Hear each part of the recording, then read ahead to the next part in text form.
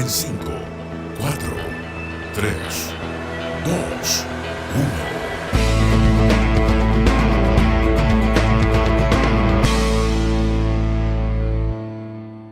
¿Qué tal? Volvemos aquí en este nuevo capítulo de Hágase la Luz. Este es nuestro capítulo 41.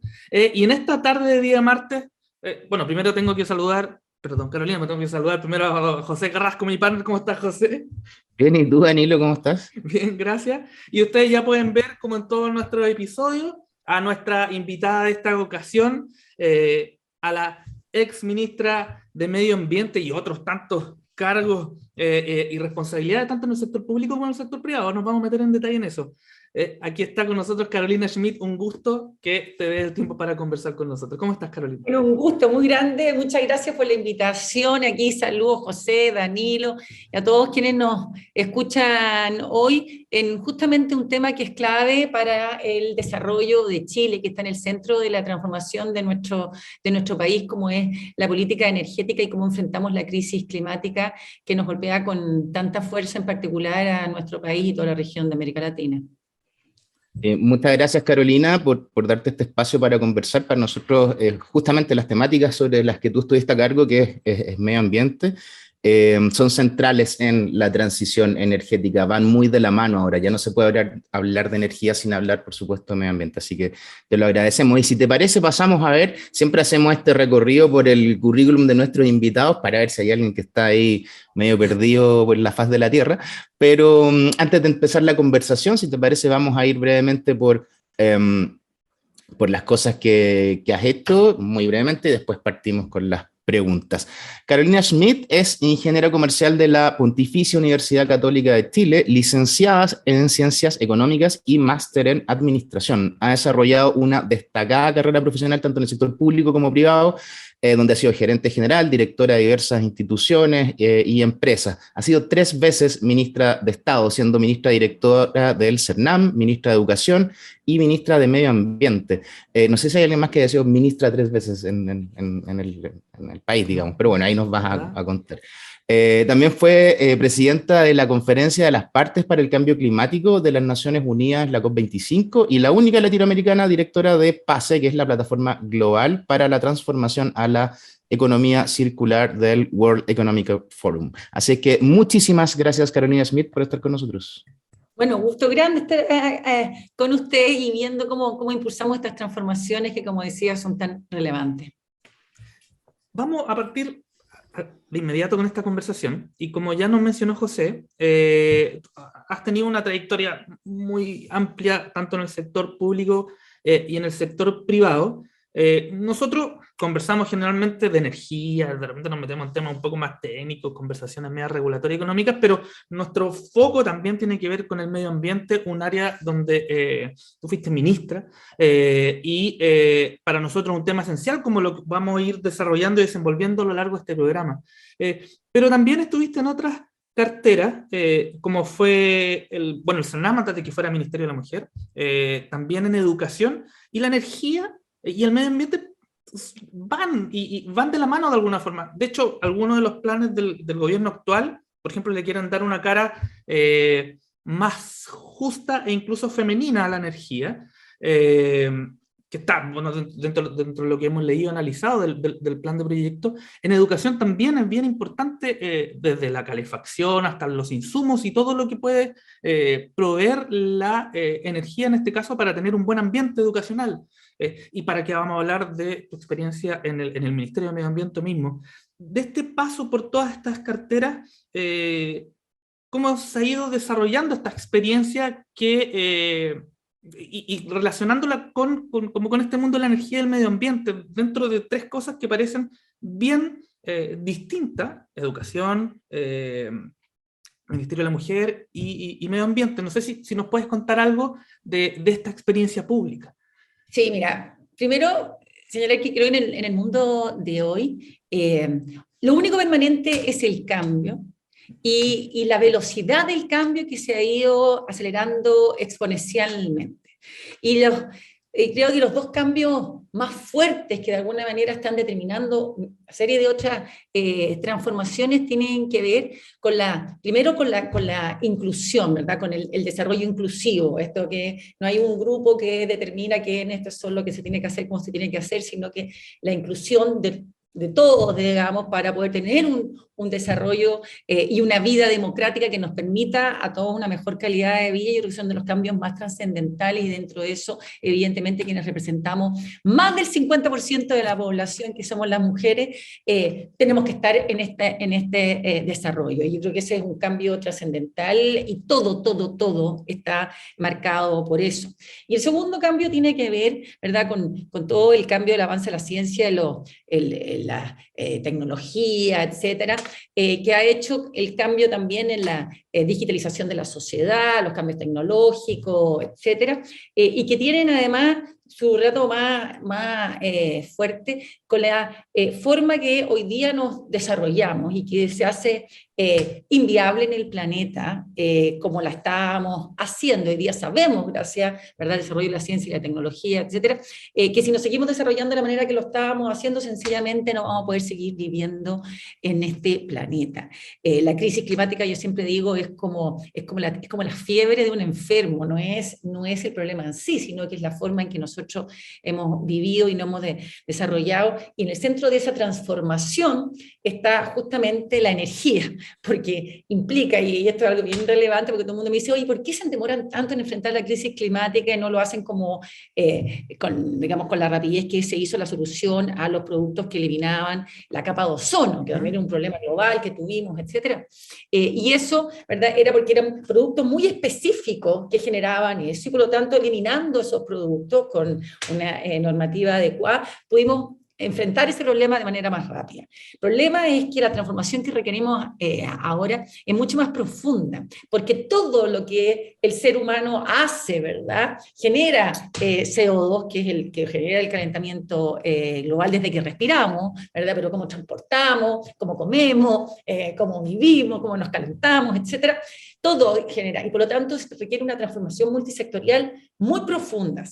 Y en ese sentido, yo creo que esta relación entre energía y medio ambiente es tan fuerte, tan potente hoy día, porque para cuidar el medio ambiente tenemos que hacer esta transformación energética en todo, que en muchos países el Ministerio de Energía y el Ministerio de Medio Ambiente se han fusionado, sobre todo digamos, en países más pequeños, y tiene que ver con esta mirada, porque en un minuto se vieron como opuestos. Medio ambiente se oponía al desarrollo, ¿verdad?, energético, porque era un desarrollo energético que estaba generando emisiones que producían el calentamiento global. Y hoy día entendemos que la transformación energética está en el corazón de enfrentar, ¿verdad?, el calentamiento global y el cuidado del medio ambiente, y por lo tanto actúan conjuntamente. Entonces, hay una fuerte, digamos, relación, y en este mundo de transformaciones, como también sucede en el cerebro humano, lo más importante son las conexiones que tú eres capaz de hacer entre diferentes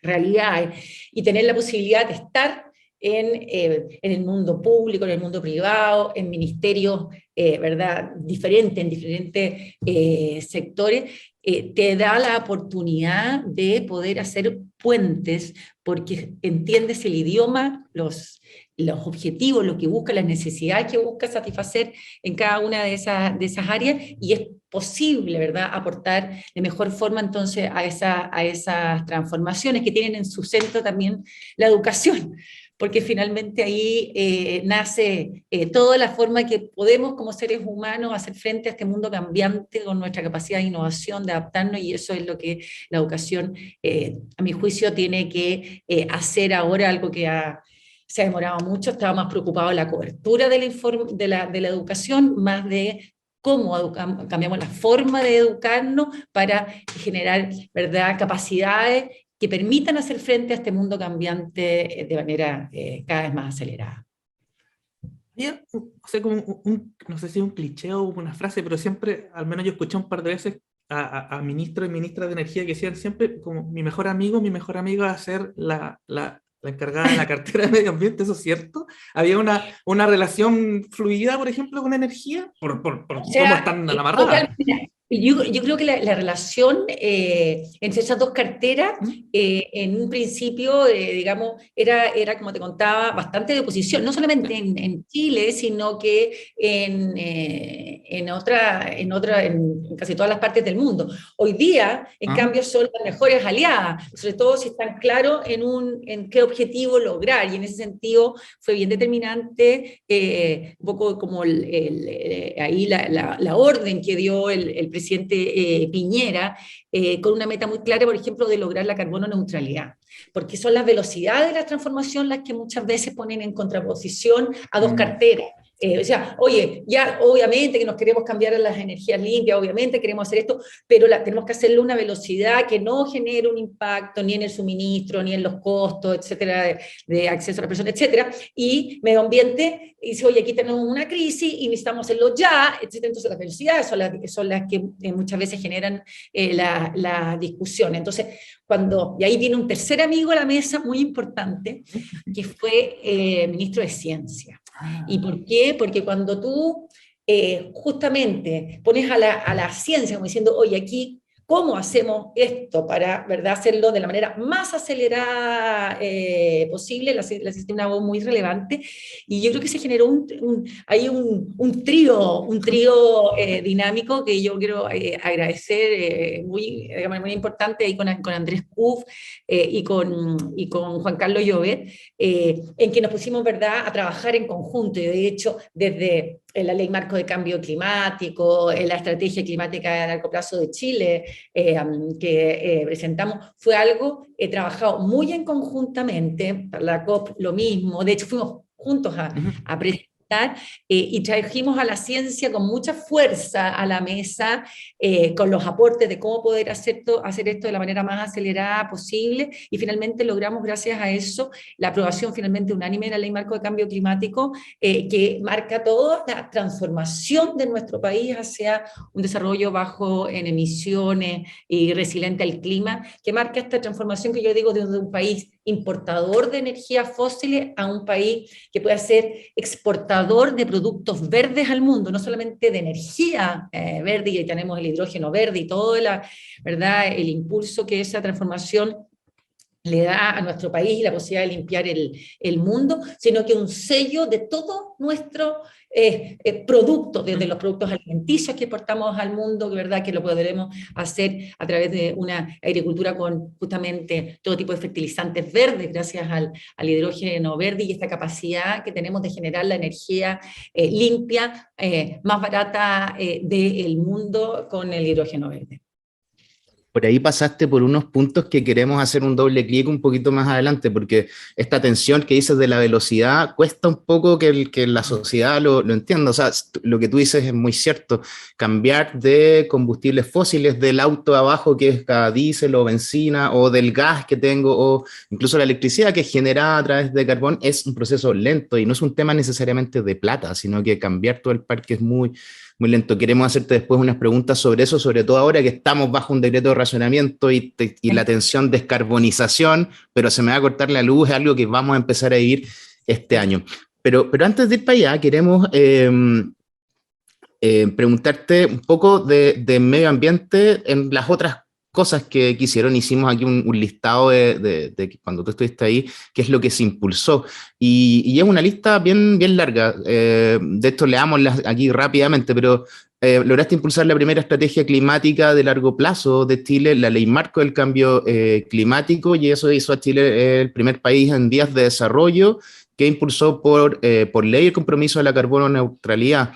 La ley de reforma del impuesto verde, donde se hizo un sistema de compensaciones, el desarrollo del primer mercado nacional del carbono en Chile, la ley de protección de los humedales urbanos, la creación del Fondo de Naturaleza en Chile, la ley que elimina los plásticos de un solo uso en Chile, la hoja de ruta de transformación a la energía, a la economía circular, la primera estrategia nacional de residuos orgánicos, la implementación de la ley REP para neumáticos y envases y embalajes, que hay mucha gente que no conoce eso, pero es súper importante. La ley Tavo Colillas, esto de no botar colillas en las playas, ríos, lagos, la creación de 40 nuevas áreas protegidas, es decir, un montón de cosas en medio ambiente, muchas de las cuales no son tan conocidas y que me imagino debe haber sido complejo de implementar por justamente estas tensiones que hablamos de desarrollo y generación de proyectos, pero con conciencia, digamos, del cambio climático y la protección de la naturaleza.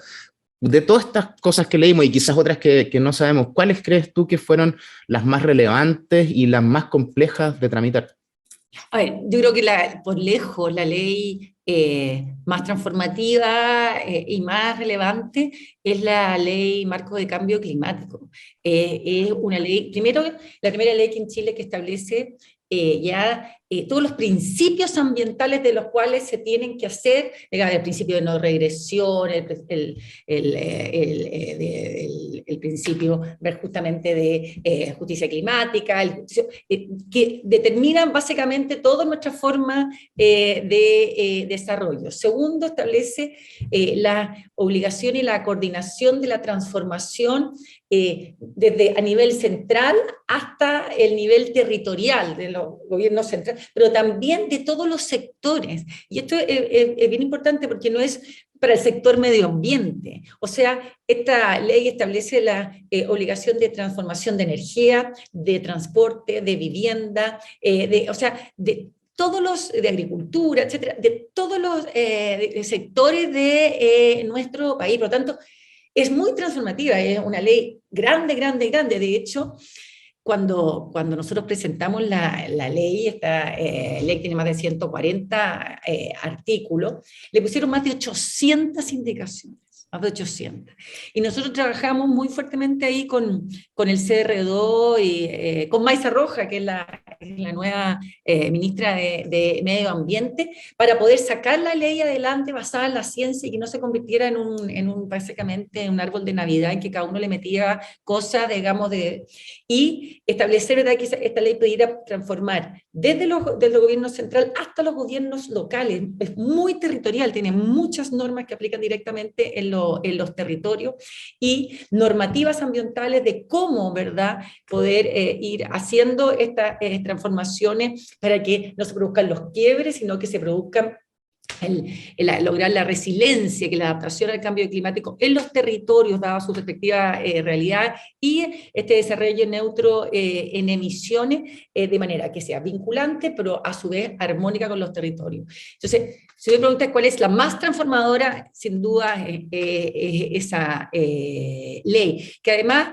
va con la primera estrategia climática a largo plazo de Chile, que presentamos ante las Naciones Unidas ahora para la COP26 en Glasgow, y que es como un tratado internacional de país, es obligatorio y vinculante, y tiene no solamente cuáles son las emisiones máximas que puede tener cada sector de la economía de nuestro país al año 2030, es decir, cuánto puede emitir transporte, cuánto puede emitir máximo, puede emitir agricultura, máximo que puede emitir vivienda, etcétera, sino que además establece más de 400 compromisos vinculantes, dentro de los cuales está, por ejemplo, que ya no se puede vender autos eléctricos, o sea, no se puede autos a combustión en Chile a partir del año 2035, por ejemplo. Establece que el tratamiento, la obligación del tratamiento de los purines de los animales, establecido, ¿verdad?, en el año 2025, etcétera. O sea, establece toda la normativa de nuestro país de carácter vinculante de transformación. O sea, es la política de desarrollo de Chile establecida. Y eso hecho de manera muy participativa, con esta mirada de largo plazo, porque establece las obligaciones, 400 obligaciones al año 2025, al año 2020, al año 2025, al año 2030, 2035, 2040, etcétera, que te permiten hacer y asegurar lograr la carbono neutralidad y resiliencia. Eso yo creo que son como las temáticas más fuertes. Y hay otras cosas que ayudan mucho en la educación, la transformación de la cultura, y tiene que ver con esta, que nace quizás fuerte con esta ley, que son muy ciudadanas y que ayudan a la gente a darse cuenta que nuestros cambios de vida, que no tiene que llegar alguien de afuera a cambiarnos la forma de vivir, que todos necesitamos cambiar las cosas que hacemos de forma regular y que generan un impacto ambiental gigantesco. Partimos con la eliminación de la entrega de bolsas plásticas en el comercio, la ley de chao bolsas plásticas, y que al principio todo el mundo legaba como diablo, ¿verdad?, porque uno iba al supermercado y tenía que salir con los tomates en la mano, etcétera. Yo era de eso que voy a ver, pero bueno, buenos garabatos Vale. con esta, ya, se le ocurrió establecer, ¿qué importa, etcétera? Y resulta que después, te fijas, todo Eh, se acostumbran a un cambio de hábito que tiene un impacto enorme, porque fíjate que en 2 años desde que se implementó la ley, se disminuyeron las bolsas plásticas de nuestro país en más de 5.000 millones. Imagínate la cantidad de plástico que es eso, etcétera. Y que después aprobamos la ley que elimina los plásticos de un solo uso en nuestro país y los regula. Y, por ejemplo, va a ser, ya ahora ya se eliminaron todo lo que es las famosas las bombillas de plástico, las temáticas de Plumavit, los paquetes de Plumavit, etcétera, los empaques a las comidas, etcétera, para transformarlo por que sean algunos degradables, ¿verdad? Y que se puedan compostar, y se cambia todo eso, y esa ley empieza a generar nuevamente un cambio de hábitos en la vida, que es muy importante en la educación ambiental. O sea, tú no solamente tienes que hacer transformaciones que cambien, o políticas públicas que cambien las maneras a nivel central, sino que tengan relación directa con la vida de las personas, porque eso nos permite tomar conciencia del impacto que nosotros, con la forma de vivir y la responsabilidad que tenemos, ¿verdad?, de transformación para poder justamente poder desarrollarnos de manera equilibrada con el medio ambiente. Carolina, dijiste por ahí algo que me parece bien interesante, que la actual ministra Maísa Rojas de Medio Ambiente fue parte de, digamos, de la elaboración de alguna forma de la ley marco de cambio climático. Eso creo que es una buena noticia, no, quizás no se sabe tanto que ella participó, porque es una continuidad también a lo que se estaba haciendo a nivel país, ¿no? Yo creo que es súper importante. Yo creo que cuando tú me dices, oye, ¿por qué lograron tantas cosas y quizás, y bien lo comentabas tú, no tan conocido públicamente? ¿Y por qué fue? Porque trabajamos muy, muy participativamente, mirando esto como una política de Estado que trascendiera los gobiernos de turno. Entonces, integrando a todos los sectores para sacar las cosas con máximo acuerdo, de manera de que esto no fuera algo que terminara con un gobierno, sino que tuviera esta visión. Y siempre hicimos ese trabajo bien ligado con la ciencia. Entonces, cuando las cosas no son tan conflictivas, no tienen tanta, muchas veces, divulgación. La pelea hoy día vende mucho en la comunicación. Cuando tú logras sacar una ley tan importante como la ley marco cambio climático, que finalmente salió unánime, una ley de una transformación gigante, o sea, es realmente impactante como nos miran de afuera, porque nadie lo puede creer que Chile haya logrado una cosa así. Y tiene que ver con esta mirada de Estado en la política climática. La Maísa Rojas, la ministra actual, también así lo ha dicho, y esa posibilidad de haber trabajado juntos. De hecho, Maísa fue nosotros nos nombramos como a cargo de todo el comité científico de la COP25, y eso nos permitió trabajar con todo el mundo científico muy de la mano, y esa mirada de largo plazo, inclusiva, en base a la ciencia, ayudó que todas estas leyes se trabajaran de muy buena manera, y muy, digamos, incorporando las distintas miradas, criterios, etcétera, y alcanzando estos acuerdos que han sido transversales y que permite hacer de una política pública una política de Estado que trascienda gobierno de turno y que efectivamente logre los objetivos que se proponen. Muchas de las cosas, de los hechos y las acciones que hizo el Ministerio del Medio Ambiente, que nos nombró José hace algunos minutos atrás, al igual que en el sector energético, son decisiones o metodologías de mediano a largo plazo, que probablemente sus efectos, que nosotros estamos haciendo este reordenamiento como cultural, educativo, y también de responsabilidad, que son algunas cosas de más larga data, y algunas que son mucho más impactantes, se podría decir, como las bolsas, incluso las colillas, porque uno inmediatamente, yo soy, voy a decir, el tiro fumador social, entonces no me voy a la playa a fumar, pero de repente sí en algún patio alguna cosa, pero uno ve el efecto cuando está en la playa de que había gente que estaba preocupada de recoger colillas, etcétera, como casi un servicio a la comunidad, pero hoy día ya es un hecho, hay una ley detrás.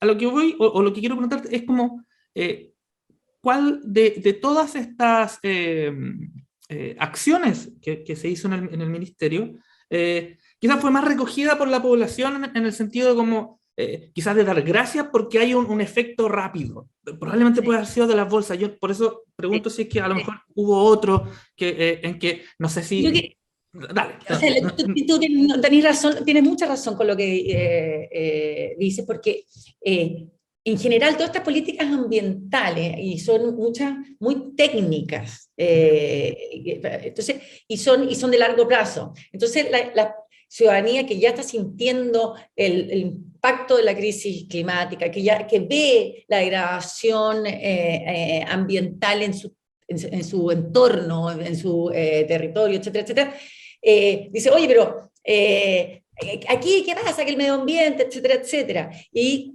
cuando ve una norma que ve ese efecto inmediato, como que siente que se hizo. Muchas veces, por ejemplo, la ley REP. La ley REP es una ley fundamental y muy, muy relevante. Y se hicieron ahora los reglamentos de la ley REP que cambian todo el sistema de recolección de basura en nuestro país. Y que desde que tener que ir nosotros a los puntos limpios a dejar el reciclaje, a la obligación de la recolección domiciliaria obligatoria en todo el territorio nacional de todos los artículos a reciclar. Eso es bien bien impactante, todo lo envases y todo financiado con un sistema de gestión que financian las empresas productoras y tienen que cumplir, ¿verdad?, las metas de recolectar, lo mismo con los neumáticos, etc.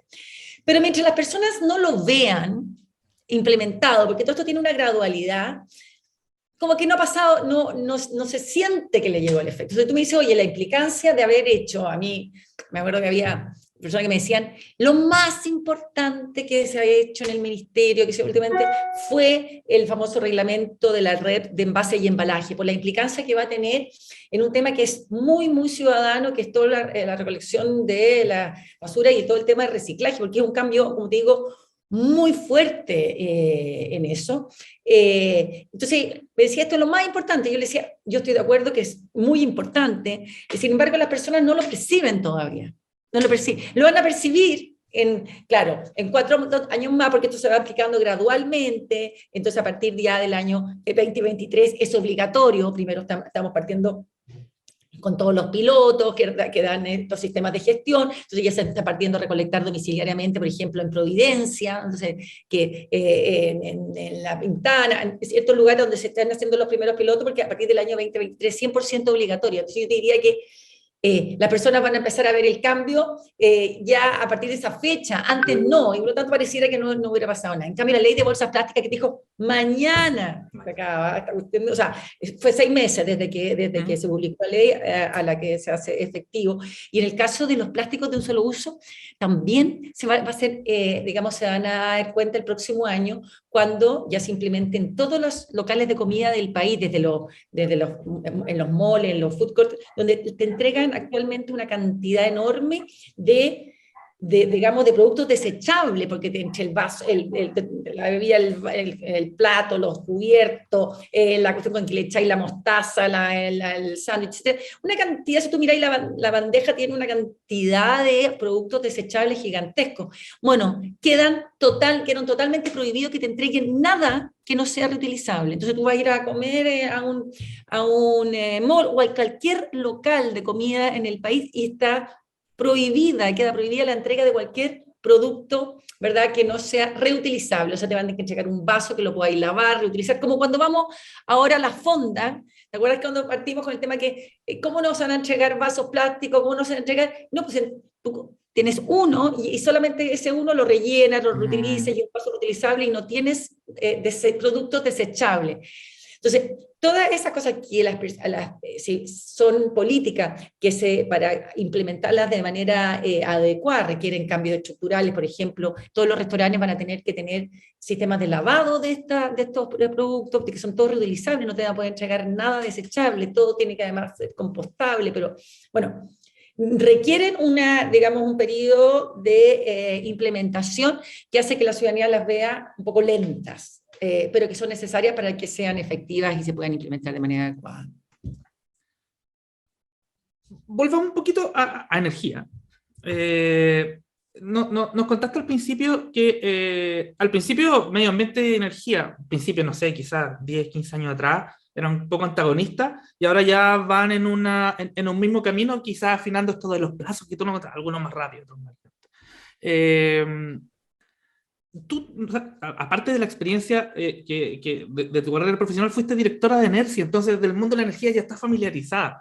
Entonces, me gustaría entrar en esta visión tuya de cómo ha sido este proceso en que energía y medio ambiente fueron cada vez más, fuimos conversando, fuimos teniendo planes en común, y este antagonismo ya se transforma en otra cosa durante estos 10 y 15 años. No sé si tú tienes como algún punto quizás de inflexión que hizo que esto cambiase, y ahora estamos viendo y viviendo el impacto al medio ambiente desde el mundo energético de una forma muy distinta como lo hacíamos hace 10, 12 años atrás. No, muy, muy distinta. Hoy día se ve, digamos, un mundo de oportunidades para energía, justamente de estas transformaciones. Hace 15 años atrás se veía un mundo de problemas para la energía en esta temática. Yo creo que ahí el mundo energético fue muy pionero, yo lo he destacado muchísimo, cómo hizo ver de una situación de problema, donde la energía era una fuente de problema, ¿verdad? Una oportunidad. ¿Verdad? Y colaboró en un proceso de transformación acelerada que además ha permitido que los costos de la transformación hoy día hayan bajado tanto que se están acelerando eso. Y voy a aprovechar de contar que otra cosa, yo vi esos puntos de inflexión. A mí me tocó ser directora de ENERSI justamente cuando, para castigar el proyecto de energía hídrica, ¿verdad?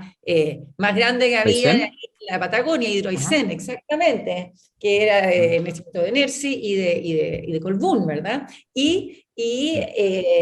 Como directorio decidimos castigar ese proyecto, que no se realizara ese proyecto, que fue una gran pelea porque tenía muchas economías de escala por su dimensión y todo. Y ahí hay un punto de inflexión muy relevante que tiene que ver con los tamaños de los proyectos y el cambio de mentalidades, de esta idea de hacer proyectos muy grandes que generan un impacto muy grande en el lugar que están, donde antes se priorizaba siempre la economía de escala. Decía, oye, este proyecto aquí, ¿verdad? Se produce va a tener una gran cantidad de energía, entonces el costo de cada watt va a ser mucho más barato y vamos a poder transformarlo por lo más de la Patagonia y vamos a alimentar gran parte de las necesidades energéticas del país, a un cambio de decir, ya no, y vamos a asumir el costo de tener que castigar este proyecto, ya no estos proyectos, estos megaproyectos. Y eso lo estamos viendo no solamente en la transformación energética, sino que en diversas, ¿verdad? Industrias de desarrollo, estas cosas gigantes que se hacían, producen una serie de externalidades que hoy día no son adecuadas y no son viables de realizar. Y el cambio por proyectos de menor escala, quizás con costos, digamos, por watt o por costo por contacto, si usted quiere decir como resumen, mayores, pero que sí son, ¿verdad?, realizables y aplicables. Yo creo que ha sido un cambio importante. Si nosotros miramos la inversión en energía, que ha sido que el año pasado fue histórica en nuestro país, más de 10.000 millones de dólares, 99% de esa para energía, además para proyectos de energía eólica o solar. Vemos que son todos proyectos generadores de pequeños y medianos proyectos de generación distribuida, todos. Y eso permite que se puedan realizar. Entonces, más que antes hubiéramos pensado en hacer un súper mega, no sé cuánto, un mega. Lo mismo pasa con los embalses, por ejemplo, otra temática muy discutida, con otro elemento, ¿verdad?, crítico para la vida y para el desarrollo como es el agua. Entonces, este es un cambio, yo creo que es fundamental de entender, y quizás podemos conversar un poco, que los proyectos no solamente necesitan licencia ambiental para poder funcionar, sino que también licencia social. Yo creo que hay una temática muy relevante del impacto que producen los proyectos, y entonces tiene que ver con el tamaño. Y el segundo cambio que me tocó vivir muy fuerte fue en esa época, el año 2000, era 2015, 2016, etcétera, en que estaban con mucha discusión en relación a la velocidad de transformación a las energías renovables no convencionales, porque Chile tiene energía renovable, que es la energía hídrica, entonces decían, ¿para qué cambiarse a las renovables no convencionales, que estaban muy subsidiadas en Europa, entonces con costos todo subsidiado, no tenía ningún sentido? O sea, había una pelea muy grande ahí en el directorio de la velocidad, si se tomaba, si no se tomaba, estaba la creación de Enel Green Power, que se dejaba, bueno, toda esa discusión fue muy grande, porque justamente, ¿verdad? Y tiene que ver con la velocidad. Y ahí también hay un punto, yo creo, muy fundamental, que marcó un punto de inflexión, yendo a tu pregunta, que fue la licitación que se hizo energética, en que se cambió la forma de licitar la energía, que tú podías ir por tramo. Y que permitió, ¿verdad? Y gatilló una entrada muy importante digamos, de actores en la industria, que permitió, ¿verdad?, masificar esto, logrando que se bajaran los costos, además, de la energía a la ciudadanía. Yo creo que ahí hay una política exitosa, es cuando tú logras traspasar esta mejora a una mejora en la vida de las personas. Entonces, es un cambio necesario que tiene implicancia directa en la mejora de la calidad de vida de las personas. Y creo que eso fue también un minuto muy importante de esta transformación. Y yo creo que el tercer punto de transformación que yo he visto en esta industria, que también es un avance importante, el hecho de que Chile, ¿verdad?, liderara la COP, impulsó una serie de cambios que de otra manera se hubieran tomado mucho más tiempo y hubiera sido mucho más difícil de coordinar, de traer a sectores bastante ajenos. Yo cuando trajimos esto, salió un sector del empresariado diciendo que esto era pero ya una locura máxima, que no habíamos comprado el cuento de la izquierda, que locura grande.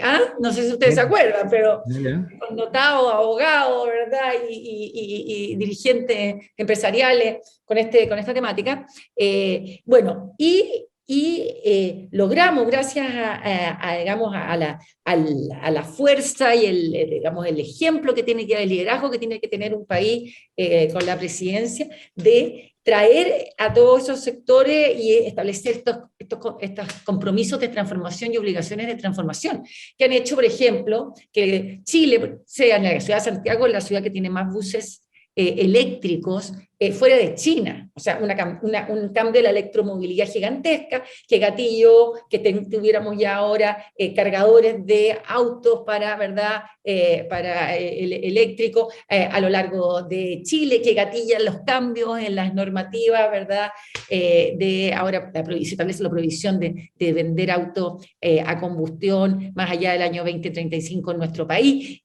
La minería se subió con mucha fuerza en esta transformación, y se desarrolló ahí un tema muy relevante de transformación, no solamente a las energías limpias de la minería y el impulso al hidrógeno verde, ¿verdad?, que es la manera de limpiar la minería de las emisiones, sino que también temas muy relevantes con una de las temas más críticos del cambio climático, que es la disminución de nuestros recursos hídricos que tenemos, la crisis hídrica que tenemos en nuestro país con 14 años de sequía, y cómo uno se hace cargo justamente de eso. Y hoy día todos los sistemas para circular el agua que tiene la gran minería, y ojalá para hacer incluso, ¿verdad?, cero agua necesitada de recursos nuevos que está impulsando la gran minería, tienen que ver mucho con estas transformaciones, así también como los cambios en los planes de mitigación y adaptación de todo lo que es la agricultura y el impulso de la agricultura regenerativa en nuestro país. Bueno,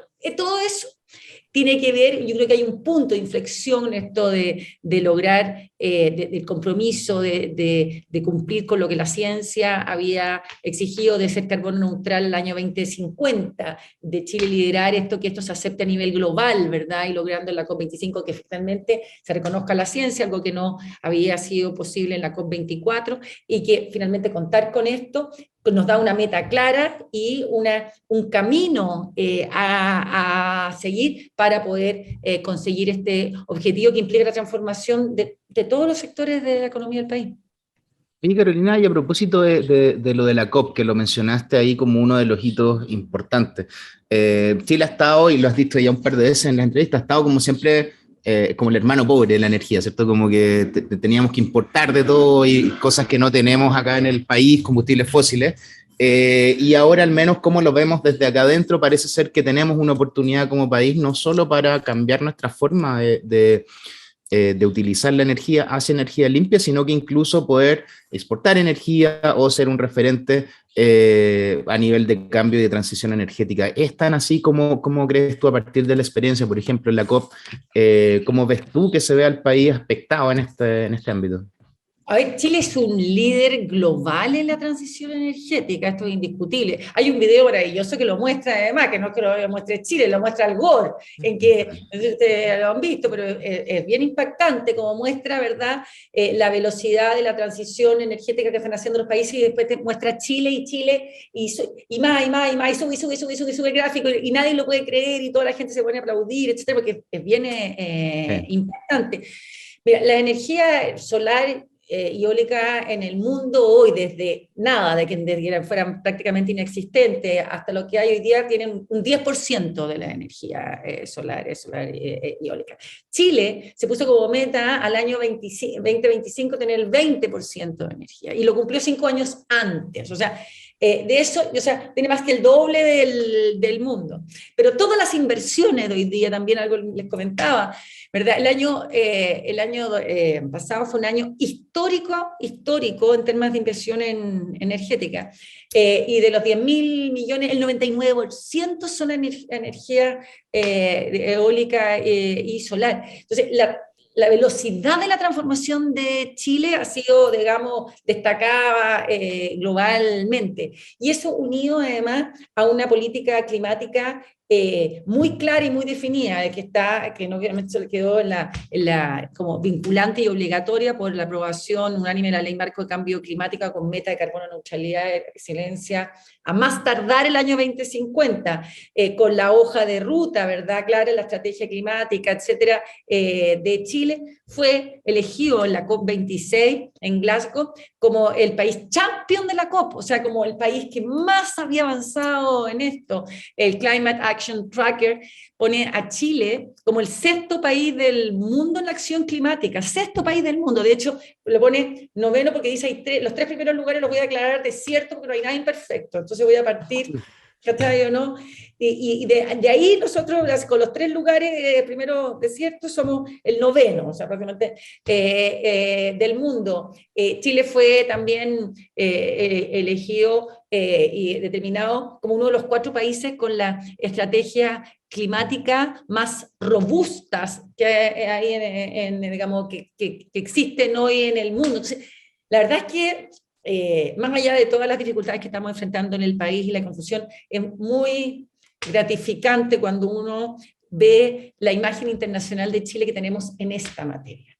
O sea, en política climática, política energética y transformación, Chile sí es un referente total hoy día en el mundo, muy reconocido, y sobre todo yo creo que es muy reconocido, y eso tenemos que valorarlo mucho, por hacer esto una política de Estado, una política de largo plazo que trasciende un gobierno de turno, que es clave para las transformaciones como, ¿verdad?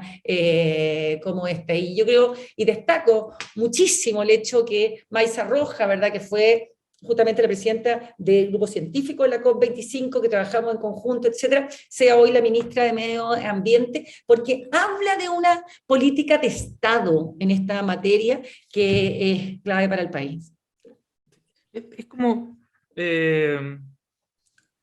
sea, ustedes iban, no sé, hasta encuentros, generalmente internacionales, etcétera, que ya la espalda roja de los palmateos, de este liderazgo que ha tenido Chile, y que tú nos confirmas de que es así, y que quizás a lo mejor internamente nosotros no le hemos dado el efecto que eso implica. O sea, estar dentro, por ejemplo, de estos par de rankings que nos mencionaste, y estar siempre dentro de aquellos países vanguardistas en esta materia, es un punto no menor, y eso efectivamente se debe a lo que, con lo que cierras tu intervención anterior de esta política de Estado. Pero en esa política de Estado también voy a retroceder a una cosa que dijiste hace algunos minutos atrás, que tenía que ver con la licencia social, en el sentido de que de qué es lo que nos falta también dentro de esta política de Estado, porque hemos tenido algunos episodios de proyectos, sobre todo energéticos, por ejemplo, lo mismo que nos contaba de Hidroaicén, que hubo una presión pública importante, la otra central que era Barrancones, donde también hubo esta marcha incluso, donde quizás nos falta no sé cómo decirlo, pero hay algo que tenemos que hacernos cargo en función de esta licencia social. ¿Cuál sería un próximo paso de esta institucionalidad o esta política de Estado ambiental para hacernos cargo durante los próximos años? Yeah.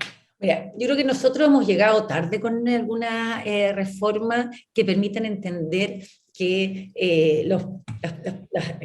las transformaciones requieren no solamente de licencias ambientales, los permisos. Generalmente las compañías están muy preocupadas de todos los permisos y hay bastantes, reclamos de que tanto permiso que hay que hacer en Chile, más de 1000 permisos que hay que hacer en Chile y que esto es muy burocrático, etcétera, y hay un punto importante que hacer en eso. Pero junto con eso, hay que hacerse cargo también de que no bastan, digamos, los permisos, sino no hay esta licencia social. Y en eso, si nosotros, por ejemplo, tenemos que reconocer, primero, que la institucionalidad ambiental en Chile es bastante nueva. O sea, piensa que nosotros tenemos un Ministerio de Medio Ambiente recién en el año 2010. Así con energía. Claro, o sea, somos un ministerio súper nuevito, o sea, nuevito. Hoy día nadie podría pensar, dada la importancia que tiene para la vida y el desarrollo, ¿verdad?, esta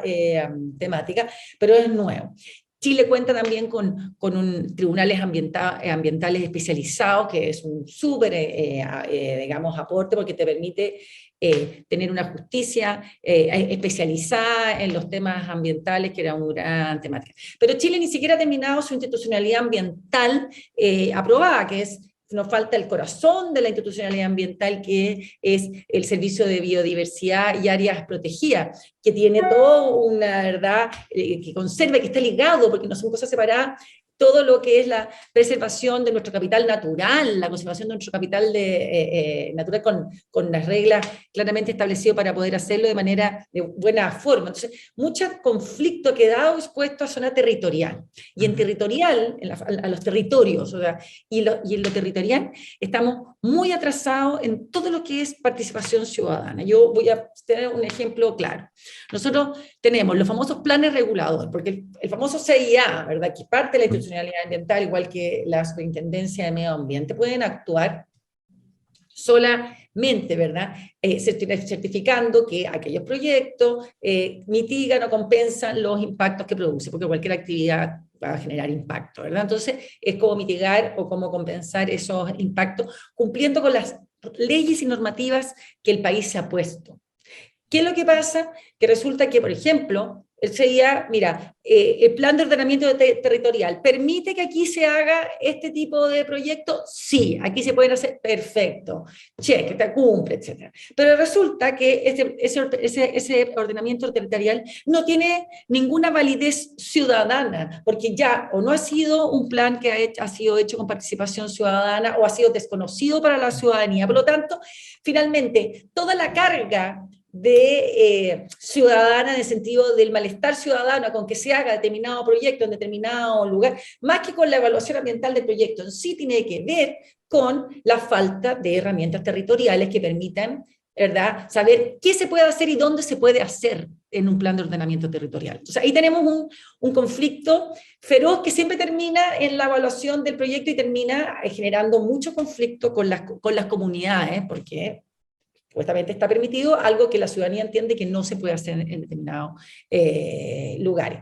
No se ha recogido todavía, y eso lo recogimos también en la Ley Marco de Cambio Climático, y que generará una cosa que es muy conflictiva, que son estas zonas de sacrificio, que un sistema de desarrollo que estuvo muy basado en economías de escala y por lo tanto poner en una determinada zona todas las industrias juntas, porque había un puerto en esa industria que se permitía importar el carbón y poder ahí tener la termoeléctrica ahí mismo, entonces como estaba ahí el puerto, se ponían además la que exportaba los otros, lo que, y ya estos polos industriales en determinadas comunidades generan un impacto, ¿verdad?, sistémico que no está recogido en nuestro ordenamiento, con mucho malestar ciudadano. Yo creo que ese tipo de normativa, nosotros, ¿verdad?, se ha llegado tarde, se está haciendo ahora, pero cuando tú llegas tarde con las normas, cuando tú piensas que lo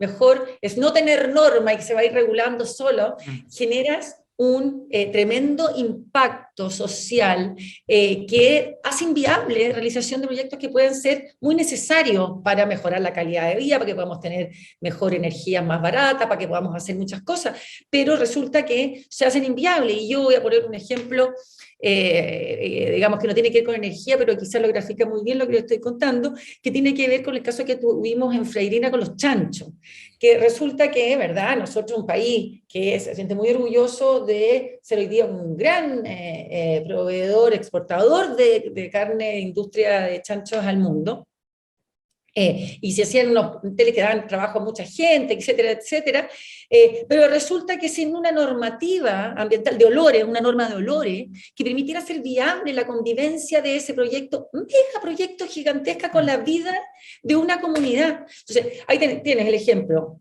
de un megaproyecto, o sea, que hoy día, nuevamente, mirando solo economías de escala, no son viables por la vida de una comunidad. Segundo, con una ausencia regulatoria en un tema tan relevante para la convivencia de una comunidad como son los olores. Y que, aprovecho de decir que una cosa que sacamos adelante también en el gobierno fue la primera norma de olores en Chile y para planteles porcinos, justamente por este tema, etcétera. Bueno, pero tú vas que ahora, que tú sabes la cantidad de comunidades que pedían reuniones en el ministerio para decir que no querían que se le instalara una chanchera al lado, y que yo decía, oye, no hay ningún proyecto de chanchería aquí, no, pero sabemos que están mirando para comprar un lugar y ya, para hacer un chancho, y ya las comunidades estaban, ¿verdad?, muy, muy en contra del proyecto, antes que ni siquiera se dijera que se iba a hacer un proyecto. Entonces, y eso tiene que ver nuevamente por la desconfianza que genera cuando han habido situaciones como la que se vivió en Freirina, de alto impacto, ¿verdad? Entonces, la mezcla, de este cambio de mentalidad de megaproyectos a proyectos de un tamaño, ¿verdad?, que sea convivible con la ciudadanía. Dos, normativa que obligue a la implementación de las mejores tecnologías existentes para que el impacto de estos proyectos no haga, ¿verdad?, no genere un daño a la calidad de vida de la ciudadanía y a las comunidades que están ahí. Y decir, proyectos que tengan un sistema de participación ciudadana anticipado mejor, que no es llegar y decirle a la persona, mire, este es el proyecto, se lo estoy dando a conocer, aquí está mi PowerPoint, mire, fantástico, es súper bueno, vamos a invertir tanto, vamos a dar tanto trabajo en la comunidad, así que regio, y bueno, y si quiere le construimos una cancha de fútbol y una escuelita en la temática, sino que proyectos que tengan su proceso de participación temprana. Y otra cosa que me parece muy importante, separar el tema político del tema normativo, porque hoy día nosotros tenemos parte del tema político está muy ligado en este proceso, por ejemplo, las reclamaciones ante Consejo de Ministros. Nosotros tenemos muchas instancias de reclamaciones dentro de nuestro proceso de evaluación ambiental. Entonces, si un proyecto que tiene que tener una calificación ambiental, ¿verdad?, todo en el CIA. Si no están de acuerdo con la calificación ambiental del proyecto, entonces se reclama ante la instancia, etcétera. Se reclama ante al Comité de Ministros. ¿Qué es lo que es el Comité de Ministros? Son ministros de Estado, es un cargo político. Entonces, claro, oye, y después este Comité de Ministros, o sea, ¿qué es lo que viene? Se reclama ante el Tribunal Ambiental. Después de que se reclama ambiental, si tampoco no está de acuerdo, se reclama a la Corte Suprema. O sea, hay un proceso muy largo de reclamación que genera, ¿verdad?, mucho tiempo en que los proyectos quedan inmovilizados, la ciudadanía nerviosa, agitada, molesta, porque no está, digamos, claro, y están con un temor de que algo se realice que no sea de acuerdo o que pueda interferir la calidad de vida de su territorio. Entonces, y el Comité de Ministros básicamente es un comité político, entonces la gente no puede entender que el comité político, que es político, el comité de ministros, falle de acuerdo, digamos, de su votación, de acuerdo al cumplimiento de la normativa ambiental. Ella entiende que como el ministro de Medio Ambiente, que preside el comité de ministros, pudo votar a favor de el proyecto X o aquí más allá. Le dije, porque es que el proyecto X cumplió toda la normativa, está bien evaluado, entonces vota a favor. Es que no, porque ese proyecto impacta el medio ambiente. No se entiende desde el punto de vista ciudadano. Entonces, es una instancia que genera una demora en el proceso enorme, porque todos los proyectos que van a comité de ministros finalmente son reclamados después en los tribunales ambientales. O sea, es muy raro que no lo sea. Entonces, pero además la gente le da una digamos, expectativa política que hace inentendible que, digamos, ese comité vote de acuerdo a lo legislativo. Entonces genera mucha incertidumbre y mucho malestar. Entonces, yo creo que esos son cambios que tenemos que incorporar en nuestra institucionalidad y que son, yo creo que, urgentes. Llevamos casi 55 minutos conversando. Y les voy a decir al tiro de que se nos quedó la última pregunta. Muchas que tenía ganas, pero quedaron varias. Que estamos en un proceso de constituyente, entonces, y medio ambiente ha sido bien protagonista en eso, pero lamentablemente no nos vamos a poder meter ahí. Hacemos otra, chiquillos, hacemos otra conversación. Sí. Feliz. Y yo quería, bueno, los dos queremos darte las gracias por ahora la ciudadana Schmidt que nos venga aquí a conversar con nosotros, esta ex autoridad, la que dirigió los destinos del medio ambiente durante el último gobierno del presidente Piñera, de venir a contarnos esto, este espacio, a los que nos escuchan, que son harta gente, de manera clara, que se echan de menos estos espacios de conversación donde uno puede estar hablando así como de lo humano y lo divino, de un tema tan relevante que es el medio ambiente, y que es parte muy importante del sector donde nosotros nos desarrollamos con José, que es el energético, y que es nuestro fin de venir a hablar de manera simple estas cosas para que ciudadanizar estos temas. Así que a mí, por lo particular, no me queda más que agradecer este horario que Oye, no, una oportunidad salvaje, aprovecho para pasar un dato aquí al mundo energético. La importancia de adelantarse, porque solucionar la chaponada después es mucho peor porque destruye confianza. Y en el caso de adelantarse, hoy día el enorme auge de las energías renovables no convencionales, que ya no podríamos llamarlas no convencionales porque la energía solar y eólica ya está siendo energía convencional, preocuparse de antemano, ¿qué va a pasar con todos esos paneles? ¿Qué va a pasar con toda esa, ¿verdad? Aspa, etcétera, una vez que termine su vida útil? Porque después tengamos estos cementerios digamos, de todo el material utilizado para esta explosión de transformación a las energías limpias, va a tener un impacto gigante. Entonces, en vez de hacernos cargo del problema, una vez es adelantarse, es decir, ok, tenemos que hacer esto, ¿cómo lo hacemos para hacerlo circular? ¿Cómo hacemos esto para que sea efectivamente amigable también con los problemas que van a venir a futuro? Porque van a venir porque estamos creciendo muchísimo, y uno lo ve, como hoy día, ¿verdad?, las comunidades están teniendo ya resquemores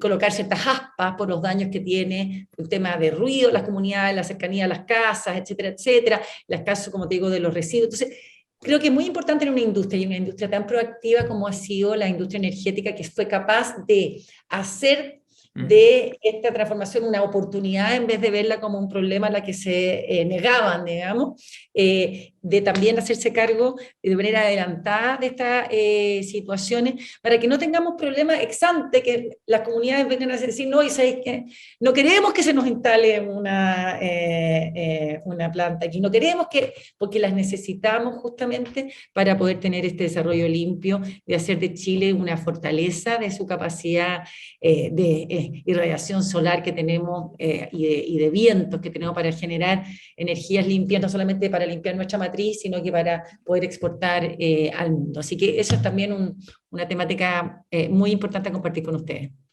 Súper punto para cerrar. Gracias, Carolina. Oye, José, y cerremos como estamos cerrando últimamente. Nuestra invitada acá nos va a dejar con un temazo, así que para despedirnos, Carolina, te dejamos los micrófonos y cuéntanos de qué canción vamos a escuchar para cerrar este programa. Bueno, para despedirnos, la voz de una gran mujer, Adele, Rolling in the Deep, para dejarlos a todos, ¿verdad?, emocionados con esto y con la fuerza para sacar adelante esta transformación. Así que un abrazo muy grande y un gusto de estar con ustedes hoy. Carolina, muchas gracias, Carolina. Gracias. Y saludos chao. a todos los que nos están escuchando. Un abrazo, nos vemos la próxima semana. Chao. La próxima semana. Chao.